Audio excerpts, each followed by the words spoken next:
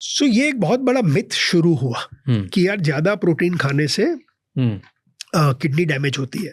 Okay. कुछ हद तक ये जब आप स्टडी पढ़ोगे तो आप बोलोगे स्टडी तो प्रशांत एकदम परफेक्ट है. हाँ, पबमेड पे भी है. ठीक है, अब क्यों परफेक्ट है? एंड राइटफुली परफेक्ट है, क्योंकि उन्होंने उनके जो सारे सब्जेक्ट्स लिए थे वो सारे सब्जेक्ट्स को किडनी का प्रॉब्लम था. तो वर्स हुई. तो राज को पूछा किडनी का प्रॉब्लम, कितना प्रोटीन खाता है? इतना प्रोटीन खाता है. तो उन्होंने रिवर्स कॉजालिटी को एस्टेब्लिश किया. इसके बाद डॉक्टर लेन नॉर्टन और दो जनों ने बहुत बड़ी स्टडी की. एक उन्होंने सेट ऑफ बॉडी बिल्डर्स लिए जिनको इन्होंने 4.5 ग्राम या 4.4 ग्राम पर केजी ऑफ बॉडी वेट खिलाया. हम यहाँ 0.8 1.2 की बात करें, इनको 4.4 grams. Heavy. Kidney is functioning एकदम परफेक्टली वेल. फिर उन्होंने बोला नॉर्मल इंसान लेते हैं. नॉर्मल इंसान को इन्होंने 2.5 2.8 ग्राम पर केजी ऑफ बॉडी वेट खिलाया. किडनी इज वर्किंग एकदम perfect. In fact kidney was working better because kidney की एफिशिएंसी बढ़ गई because it had to. Two things I want to say. Does eating excess protein result in damage to the kidney? There is no evidence whatsoever. No evidence. Zero evidence. Do people whose kidney is already damaged, should they have excess protein? Answer to that is absolutely no. These are two different problems. If somebody already has a kidney problem, they should not eat high protein. Or they should be low on protein. Because वो accelerate करेगा. लेकिन अगर आपकी kidney एकदम perfect चल रही है, जैसे मेरी चल रही है एट दिस 54 एज, मेरे को कोई प्रॉब्लम नहीं है 2 ग्राम प्रोटीन खा रहा हूं. मैं हर 6 महीने अपनी किडनी फंक्शन टेस्ट कराता हूँ. तो ये दोनों डिफरेंट प्रॉब्लम है. आप वो भी सुनोगे, अभी नई हवा चली है, ज्यादा प्रोटीन खाने से कैंसर होता है. ये कौन सी हवा? ये नहीं सुनी है, मेरे तक नहीं पहुंची. क्यों? क्योंकि जब हम मसल प्रोटीन सिंथेसिस की बात करते हैं, मैंने बोला हम लूसिन पे आएंगे. ओके, तो जब आपके बॉडी में वो लूसिन बढ़ता है तो इसके पाथवे, जिसको हम एमटॉर पाथवे बोलते हैं, जिससे muscle protein synthesis kick start होता है. MTOR is mechanistic target of रेपामाइसिन. ये इसका पाथवे है. तो जब आप प्रोटीन या एमिनो एसिड लूसिन आएगा, एमटॉर पाथवे को ट्रिगर करेगा, डीएनए में जाएगा, डीएनए के ट्रांसलेशन फैक्टर के थ्रू एमआरएनए में जाएगा, ट्रांसक्रिप्शन फैक्टर के थ्रू रिबोसोम प्रोटीन या एमिनो एसिड बनाना. ये उसकी पूरी पाथवे है.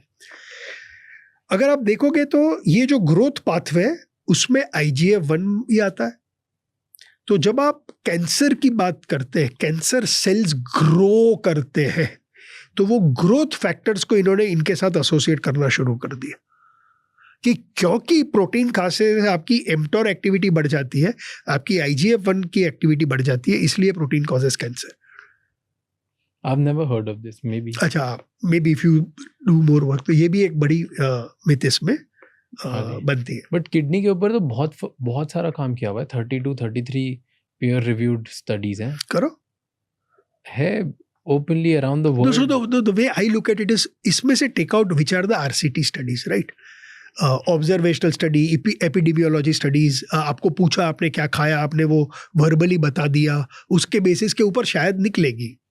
बट अगर आप RCTs which is gold standard studies देख लो, एंड अगर कोई है, या आप आजकल तो चैट GPT पे भी डाल सकते हो कि भाई इसमें से जो रेलिवेंट स्टडीज है, जो आपने बोला real clinical trials, random control trial, जहाँ 2 पेशेंट लेते हैं, आपको पता नहीं है, उसको पता नहीं है, रैंडमली आप असाइन करते हो, फिर उसको स्टडी करते हो, तो you will really get to know. भाई 2 जन लो, ओके, आप लोगों को पता नहीं है, दोनों की किडनी अच्छी काम कर रही है, एक को ज्यादा दो, एक को कम दो, फिर देखते हैं किडनी का. वही जो लेन नॉर्टन ने स्टडीज की. तो जब आप RCT स्टडीज जितनी भी हुई है, कहीं पर भी ये कनेक्ट एस्टैब्लिश ही नहीं हुआ है सारी. And you can ask your team to even do rebuttal or scientific evidence behind protein causes kidney damage.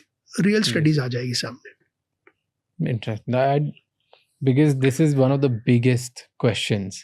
सबको लगता है किडनी में स्टोन हो जाता है, किडनी खराब हो जाती है, प्रॉब्लम्स हो जाती है. सब दारू पियेंगे, उसमें उनको कोई किडनी स्टोन नहीं समझ में आता है, तब किसी को कोई किडनी के प्रॉब्लम नहीं होता है. प्रोटीन शेक पीने में सबकी फटती है, क्योंकि ये कन्फर्मेशन बायस है, राइट. एंड ये होगा, जहां पर भी न्यूट्रिशन आएगी बायसेस आएंगे. आज जब हम डिटेल में बात करेंगे खाने की, ये बायसेस को लेके बात करेंगे, क्योंकि मैं हमेशा बोलता हूँ मैं रियलिस्ट हूँ यार, मैं आइडियलिस्ट नहीं हूँ। मैं वो इन्फ्लुएंस जैसा नहीं हूँ कि GLP-1 खराब है, लाइफस्टाइल से मोटा कम रहा है। मैं रियलिस्ट हूँ। आप मोटे हो, कॉस्ट बेनिफिट एनालिसिस वे कर लो, कॉस्ट ऑफ ओबेसिटी वर्सेस अरे फिर वो GLP छोड़ देगा तो वापस वेट बढ़ जाएगा, ठीक है कोई बात नहीं, एक मौका तो मिल रहा है ना इसको। एक बार वो lot of times when you go through that motion of being lighter, you are motivated to make lifestyle, but you don't even want to give them. तो मैं नहीं हूँ आइडियलिस्ट, मैं एकदम रियलिस्ट।